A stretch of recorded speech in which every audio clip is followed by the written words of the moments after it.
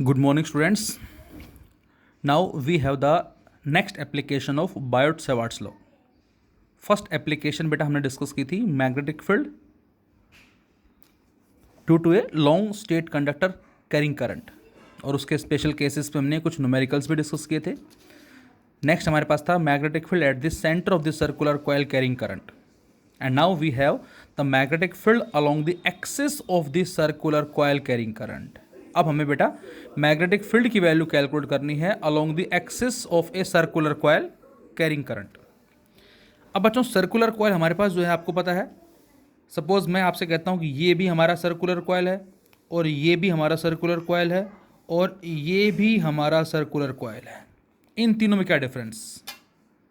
तीनों same coil हैं, बस फ़र्क इतना बेटा कि ये जो कॉइल नज़र आ रहा है आपको ये ऐसे रखा हुआ है, इस तरह से. इसको ऐसे मान लें आप, इस तरह, इन दिस वे.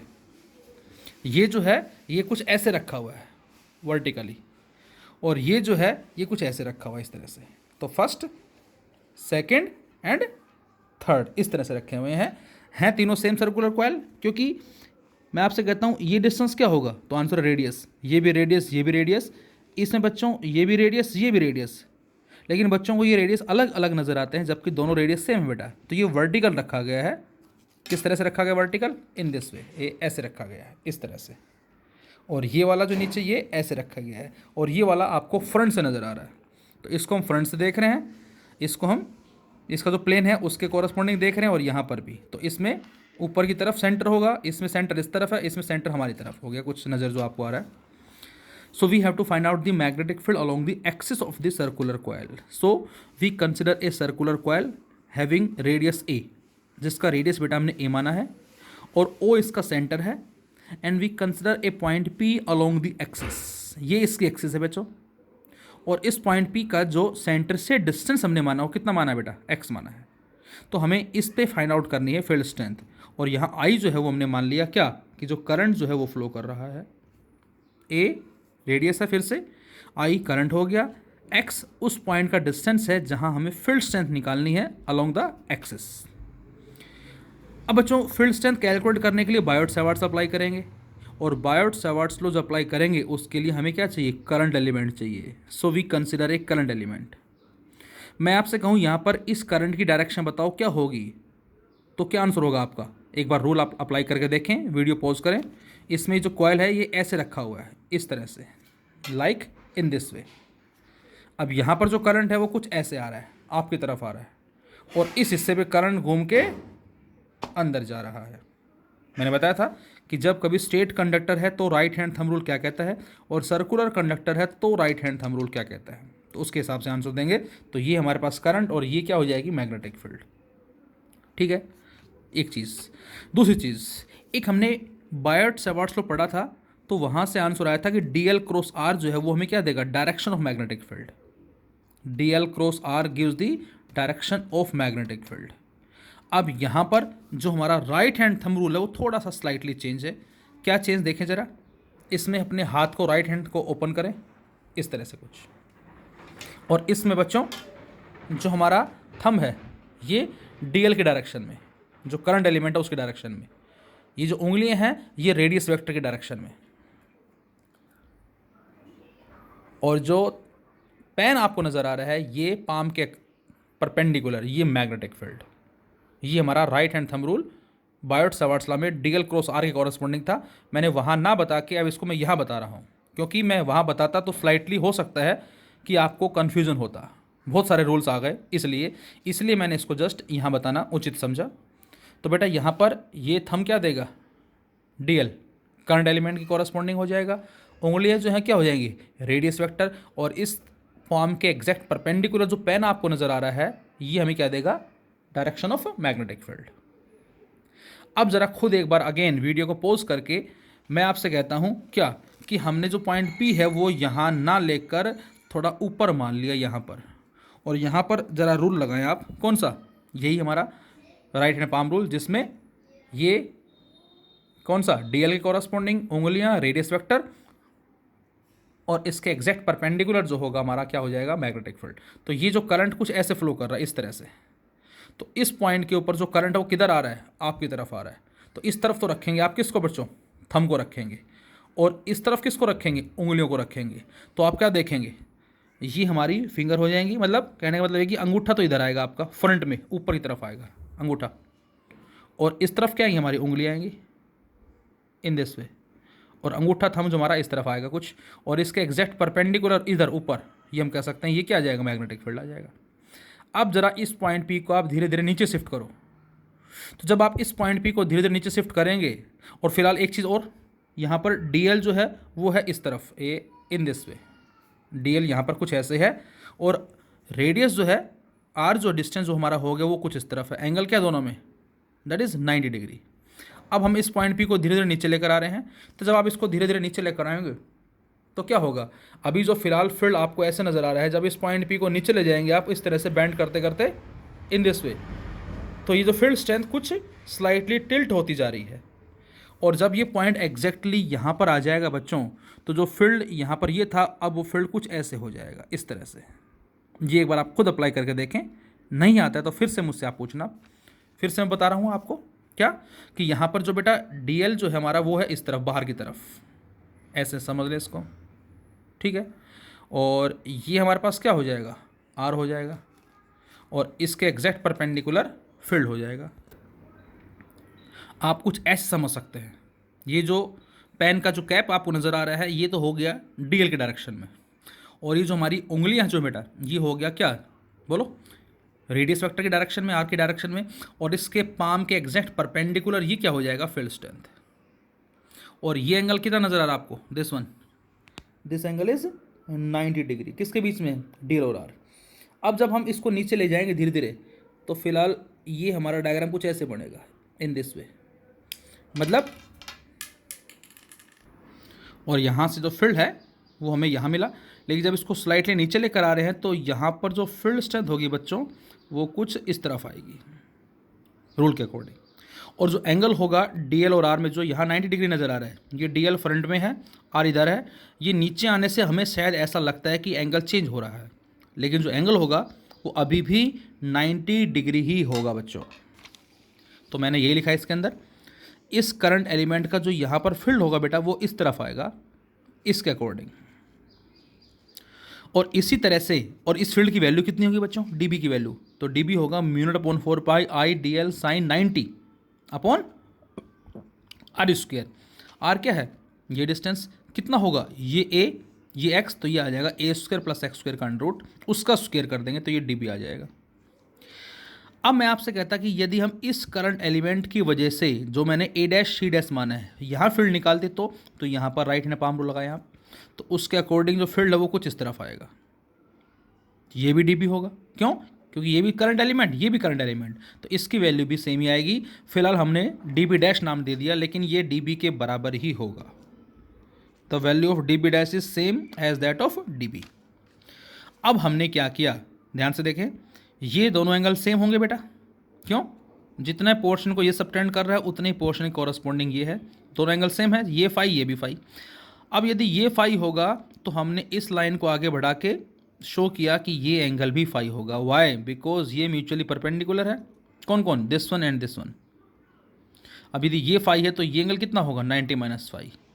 अब ये कंप्लीट 90 है, ये 90 माइनस फाई है, तो ये फाई होगा। और अब हमने डीबी को रिजोल्व किया, इस तरफ आ गया डीबी कोस फाई, इस तरफ आ गया डीबी साइन फाई।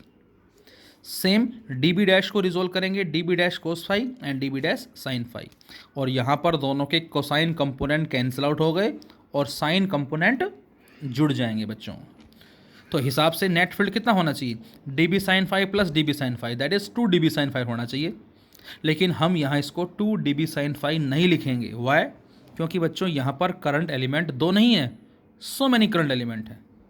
तो सिमिट्री के बिहाफ पे बोलेंगे क्या, ये सिमिट्री हो गई, ये इस कॉइल का अपर पोर्शन है, ये लोअर पोर्शन, तो इस अपर पोर्शन और लोअर पोर्शन के जितने भी कोसाइन के कंपोनेंट आएंगे, क्योंकि जो पॉइंट पी है एक्चुअल में पॉइंट पी है ऐसे, यहाँ पर एक फील्ड ये आया, एक नीचे की तरफ आएगा, एक इधर आएगा, एक इधर आएगा, ये एक्चुअल में अंदर की तरफ जा रहे हैं, और जब हम इनको रिजोल्व करेंगे तो सभी के साइन वाले कंपोनेंट इस तरफ आएंगे और सभी के कोसाइन वाले आपस में एक दूसरे के एंटी पैरेलल होने की वजह से कैंसिल आउट हो जाएंगे।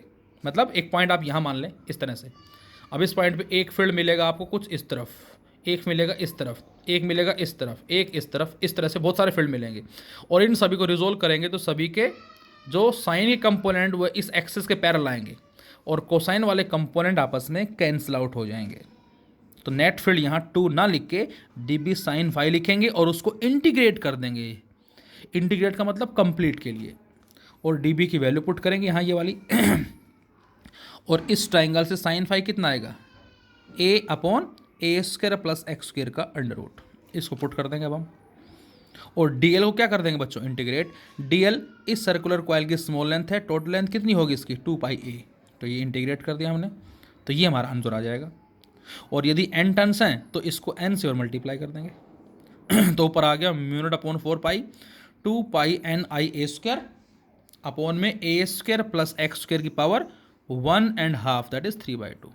तो ये हमारा कहलाता final result, magnetic field along the axis of this circular coil carrying current. बस इसमें थोड़ा सा ध्यान रखना आप रूल का, कि यहाँ पर इस पाम के एग्जैक्ट परपेंडिकुलर हमें फील्ड स्ट्रेंथ मिलेगी कुछ इस तरह से।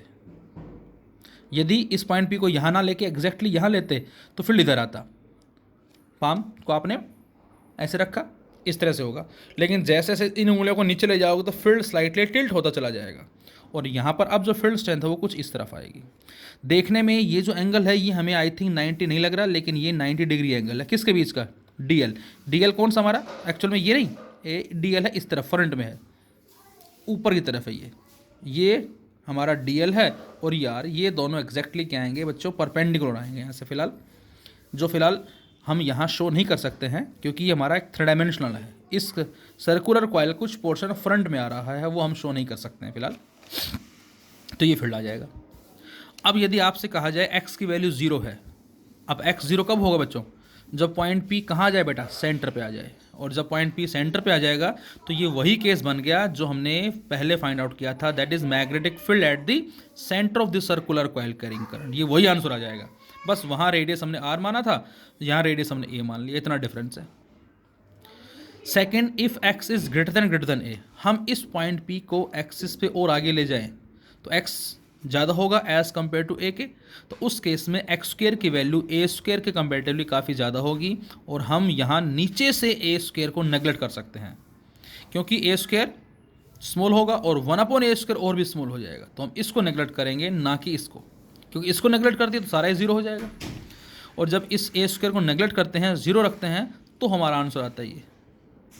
और थर्ड केस, यदि x की वैल्यू a लेते हैं हम, इस इक्वेशन में x जगह a पुट कर दें हम और सोल्व करें तो आंसर आएगा μ0NI/2⁵ इंटू a, मतलब b इन्वर्सली किसके, a के।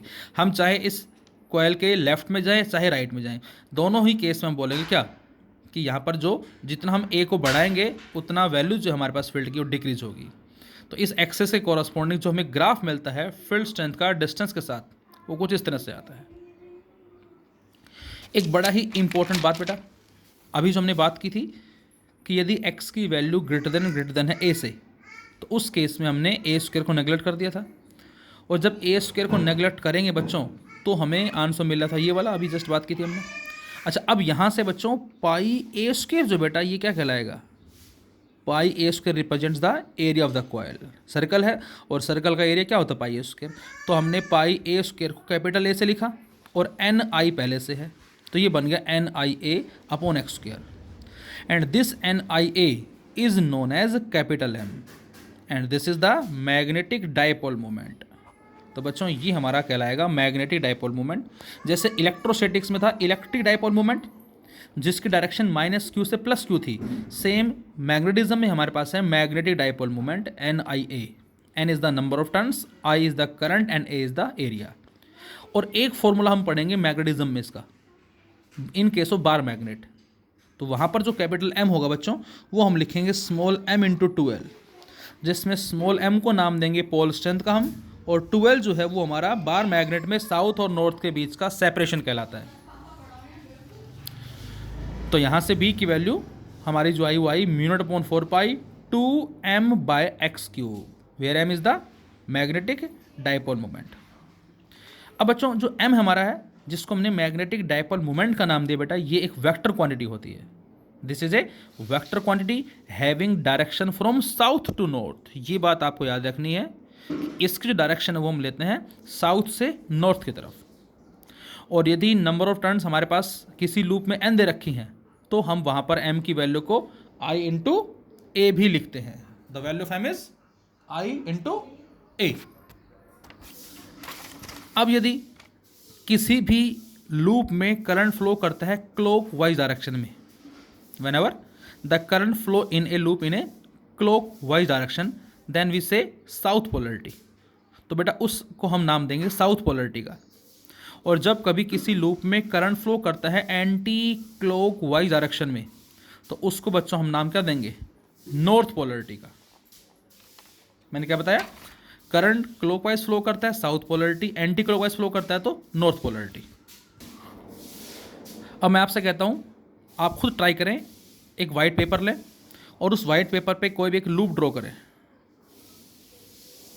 ये आपने लूप ड्रॉ कर दिया और इस पे 2 एरो लगाएं, मे बी क्लॉकवाइज और एंटी क्लॉकवाइज। सपोज करो मैंने यहाँ पर एरो लगाया ऐसे, इस तरह से।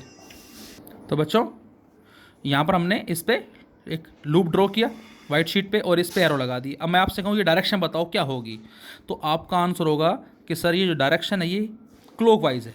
तो यदि क्लॉकवाइज है तो आप बताएं यहाँ पोलरिटी साउथ होगी या नॉर्थ होगी, तो आपका आंसर होगा साउथ पोलरिटी होगी। This is the south polarity.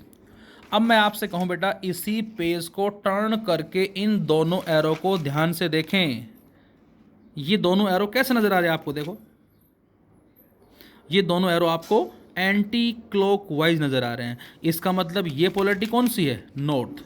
तो यहाँ से हमें यह आंसर मिलता है बच्चों कि जब भी कभी किसी लूप में करंट फ्लो करता है तो वहाँ साउथ पोलरिटी भी होती है और नॉर्थ पोलरिटी भी होती है। डिपेंड करता है कि हम कहाँ से उसको ऑब्जर्व कर रहे हैं। यदि आप ऊपर से देखोगे तो ये आपको साउथ पोलरिटी नज़र आएगा, और यदि आप इसको यहाँ से देखते बेटा इन दोनों एरो को तो आपको ये नज़र आ रहे हैं कुछ इस तरह से, इन दिस वे। देखो ध्यान से, एंटी क्लॉकवाइज। इसका मतलब ये हुआ क्या कि यदि क्लॉकवाइज है तो साउथ पोलरिटी, पीछे की तरफ नॉर्थ पोलरिटी। तो यहाँ पर ऊपर साउथ पीछे नॉर्थ। मैं आपसे कहूँ मैग्नेटिक डायपोल मूवमेंट की डायरेक्शन बताओ कहाँ से कहाँ होगी और किस तरफ होगी, तो हमारा आंसर होगा साउथ से नॉर्थ। अब साउथ तो ऊपर है, नॉर्थ नीचे है, तो साउथ से नॉर्थ क्या बोलेंगे हम, इस तरह से बोला, इनटू प्लेन ऑफ पेपर। और इनटू प्लेन ऑफ पेपर का मतलब क्रॉस लगा देंगे। तो यहाँ पर क्रॉस का मतलब क्या होगा बच्चों, इनवर्ड मैग्नेटिक डायपोल मूवमेंट। और यदि हम यहाँ पर एक लूप और बनाएं, इसमें एरो दिखाते हैं हम एंटी क्लॉकवाइज डायरेक्शन में, तो इसका मतलब ये क्या बन गया, नॉर्थ पोलरिटी। और इसी लूप को ध्यान से देखें पीछे की तरफ, तो ये 2 एरो हमें क्लॉकवाइज नज़र आएंगे। ये क्या बनेगा, साउथ पोलरिटी। तो इसका मतलब इसमें ऊपर नॉर्थ है, पीछे साउथ है, तो मैग्नेटिक डायपोल मूवमेंट साउथ से नॉर्थ ऐसे होगा। तो यहाँ पर हम क्या लगाएंगे, डॉट। डॉट का मतलब आउटवर्ड मैग्नेटिक डायपोल मूवमेंट। तो यही सेम चीज़ यहाँ पर है कि यदि किसी लूप में करंट फ्लो कर रहा है बेटा एंटी क्लॉकवाइज में, तो अपर फेस क्या बनेगा, नॉर्थ पोलरिटी, लोअर फेस क्या बनेगा, साउथ पोलरिटी। और मैग्नेटिक डायपोल मूवमेंट साउथ से नॉर्थ, लोअर से अपर, तो हम डॉट लगा देंगे एम की डायरेक्शन को शो करने के लिए। और यदि क्लॉकवाइज डायरेक्शन में करंट फ्लो कर रहा है तो अपर फेस साउथ बनेगा, लोअर क्या बनेगा, नॉर्थ बनेगा, और साउथ से नॉर्थ, ऊपर से नीचे cross, inward magnetic dipole movement. जैसे मैंने कहा हमने अलग अलग लूप लिए और आपसे कहा जाए इन सभी का magnetic dipole movement find out करो और इसकी डायरेक्शन बताओ। तो यहाँ पर करंट कैसे, क्लॉकवाइज। तो क्लॉकवाइज का मतलब ऊपर साउथ पोलरिटी है, नीचे नॉर्थ पोलरिटी, तो साउथ से नॉर्थ क्रॉस, तो एम की डायरेक्शन आ जाएगी इनवर्ड। अच्छा एम होगा कितना, करंट इंटू एरिया। करंट कितना है, आई। एरिया कितना है सर्कल का, पाई आर स्क्वायर। तो I into pi r square भी the magnetic dipole movement. Second में स्क्वायर है, साइड ए है, करंट आई है। करंट कैसे है, क्लॉकवाइज, फिर से साउथ बना, पीछे नॉर्थ बना, साउथ से नॉर्थ इनवर्ड होगा। एम कितना होगा, करंट इंटू एरिया। करंट कितना है, आई है, एरिया कितना होगा स्क्वायर का, साइड का स्क्वायर, ये आंसर आ जाएगा। रेक्टेंगल होता तो करंट एंटी क्लॉकवाइज में है, नॉर्थ पोलरिटी, नीचे साउथ पोलरिटी, तो इस बार साउथ से नॉर्थ आउटवर्ड डॉट लगा देंगे। और एम कितना होगा, current into area, current I और रेक्टेंगल का एरिया ए इंटू बी, ये आंसर आ जाएगा। तो इस तरह से हम मैग्नेटिक डायपोल मूवमेंट को फाइंड आउट करते हैं। अब एक्सिस पे हमें क्वेश्चन दिया, 2 हमें सर्कुलर कॉइल दे रखे हैं। एक सर्कुलर कॉइल ये जो कि ऐसे रखा हुआ है इन दिस वे, और ये सर्कुलर कॉइल भी ये ऐसे रखा हुआ है इस तरह से, और दोनों के प्लेन म्यूचुअली परपेंडिकुलर हैं। ये इसकी एक्सिस है, ये इसकी एक्सिस है, दोनों का रेडियस आर है, दोनों में सेम करंट फ्लो कर रहा है, और दोनों के सेंटर से जो बाहर ओ पॉइंट दे रखा है एक्सिस पे, उसका डिस्टेंस एक्स ही दे रखा है बच्चों हमें। और ये एक्स जो है किसके बराबर है, आर के बराबर है। तो इसका मतलब यहाँ पर जो एक्स और आर है दोनों क्या है, इक्वल, जो हमने केस लिया था। और हमसे कहा कि इस पॉइंट ओ पे बताओ नेट फील्ड जो है वो क्या होगा, what is the net field strength at point O. अब अभी अभी हमने फाइंड आउट किया कि जो नेट फील्ड आता है एक्सिस के ऊपर वो आता है साइन वाला, और साइन वाला जो आएगा वो इस तरफ आएगा, डी साइन फाइव को ऐड कर दिया था तो net is d sine phi integration, ये आया था। कितना आया था, mu naught upon 4 2 pi N I A square upon a square plus x square की पावर 3/2। तो उस रिजल्ट में ए को आप आर लिखेंगे और एक्स को भी आप आर लिखेंगे, तो ये आ जाएगा B1, जो मैंने डायग्राम में इधर दिखाया आपको B1। अच्छा, अब इसका फील्ड कैलकुलेट करेंगे तो कहाँ आएगा बेटा, सेम इसी तरह से जैसे मैं कहता हूँ इसका, तो हमने पहले इसका निकालेंगे फील्ड, वो ये आएगा, इसका निकालेंगे फील्ड वो ये आएगा, और दोनों का ये क्या कहलाएगा, रिजल्टेंट। सेम इसी तरह से इसका जो फील्ड है यहाँ पर वो ये आएगा, और इसका फील्ड यहाँ पर वो ये आएगा, दोनों का ये क्या कहलाएगा ऊपर, रिजल्टेंट। तो इस नीचे वाले का जो फील्ड होगा यहाँ पर वो इस तरफ आएगा, एक्सिस के अलोंग ही आएगा, आप ऐसे याद रख सकते हैं। इसका फील्ड इस तरफ, इसका फील्ड इस तरफ। यदि कोई कॉइल ऐसे होता तो इसका फील्ड कैसे आता, इस तरफ आता, अलोंग द एक्सिस। कोई कॉइल ऐसे होता तो इसका फील्ड कैसे आता बच्चों, ऐसे आता, इस तरफ। तो ये फील्ड आ गया इसका। तो इसका मतलब एक B1 है एक B2 है। मैं कहूँ रिजल्ट बताओ, तो बच्चों दोनों वेक्टर म्यूचुअली परपेंडिकुलर है, एंगल 90 डिग्री है, तो फाइनल फील्ड कितना होगा, B1 का स्क्वायर प्लस B2 का स्क्वायर प्लस 2B1 B2 कोस 90 और उस सारे का अंडर रूट, और कोस 90 0, तो ये बन जाएगा B1 का स्क्वायर प्लस B2 का स्क्वायर का रूट, और B1 B2 सेम है तो रूट 2B1, और B1 की वैल्यू हम पुट कर देंगे यहाँ, वो हमारा फाइनल रिजल्ट हो जाएगा।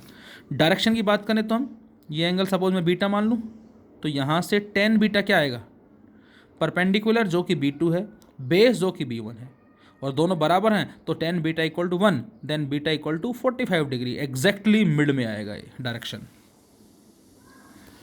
एक हम लास्ट टाइम हमने क्वेश्चन की बात की थी, magnetic field along the centre पे, और वायर हमें दे रखा है, उसको बैंड करके हमने एक सर्कुलर कॉयल बनाया है, और उसी को बैंड करके n कॉयल्स को हमने n कॉयल बनाए हैं, रेडियस कम हो गया। एक ऐसा क्वेश्चन के डिस्कस किया था हमने, तो वही क्वेश्चन मैंने फिर लिया एक बार।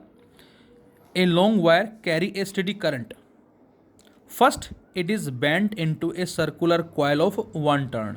हमने एक स्ट्रेट वायर लिया जिसमें स्टेडी करंट आई फ्लो कर रहा है, और उसको मोड़ के हमने एक सर्कुलर कॉयल बनाया, और इसके सेंटर पे जो मैग्नेटिक फील्ड है वो हमें B0 दे रखा है, हमने B0 मान लिया। कितना होगा सोल्व करेंगे जरा। फिर कह रहा है कि now the same wire is bent to form circular coil of smaller radius. अब उसी वायर को मोड़ के हमने क्या किया, सेकेंड पार्ट में सर्कुलर कॉयल फॉर्म्ड किए smaller radius and having n turns, और नंबर ऑफ टर्न्स n हो गई। अब बताना है कि मैग्नेटिक फील्ड उस केस में सेंटर पे कितना होगा। तो फर्स्ट केस में एक टर्न है, सेकंड केस में बहुत सारे टर्न है, तो ऑब्वियस है रेडियस कम हो जाएगा, टर्न्स बढ़ गई। तो पहले केस में B0 कितना होगा, field strength mu naught upon 4 pi I upon r square, और integration of DL is 2 pi r. तो ये हमारा फर्स्ट केस में फील्ड स्ट्रेंथ कहलाएगी। टर्न भी 1 है, रेडियस आर हमने मान लिया। सेकेंड केस में mu naught upon 4 pi I upon r square DL का 2 पाई आर, और n टर्न्स के लिए n से मल्टीप्लाई कर दिया, और r से r कट गया, तो B' की वैल्यू ये आ गई बच्चों, ये सेकेंड फील्ड आ गया। r क्या है, जब हम उसको n टर्न्स में कन्वर्ट करेंगे तो स्मॉल r उसका रेडियस कहलाएगा, n टर्न्स हैं। पहले केस में टर्न 1 है, रेडियस कैपिटल R है। अब इन दोनों ही केसेस में क्या चीज़ सेम है बच्चों, एक तो करंट सेम है, दूसरा जो सर्कुलर कॉइल की जो लेंथ है वो सेम है। इसका मतलब लेंथ सेम है, तो पहले केस में लेंथ कितनी है, 2 पाई आर इंटू 1 टर्न, दूसरे केस में 2 pi small r into n turns, और यहाँ पर स्मॉल r की वैल्यू आ जाएगी कैपिटल R अपॉन में n, और इस स्मॉल r को रख दें यहाँ पर हम कैपिटल R अपॉन n ऊपर जाके n स्क्वायर बन जाएगा, और ये बाकी क्या बन गया, ये बाकी B0 बन जाएगा। तो B' क्या आ जाएगा, n स्क्वायर B0। इसका मतलब आपसे कहा जाए कि हमने 2 टर्न में कन्वर्ट कर दिया। अब बताओ फील्ड कितना होगा, तो n की जगह 2 पुट कर देंगे हम, तो B' कितना आ जाएगा बेटा, 4B0। यदि हम 3 टर्न बनाते हैं तो 9 टाइम्स हो जाएगा, 5 टर्न्स बनाते हैं तो 25 टाइम्स हो जाएगा। तो इस तरह से हम इसमें क्वेश्चंस को सोल्व करते हैं।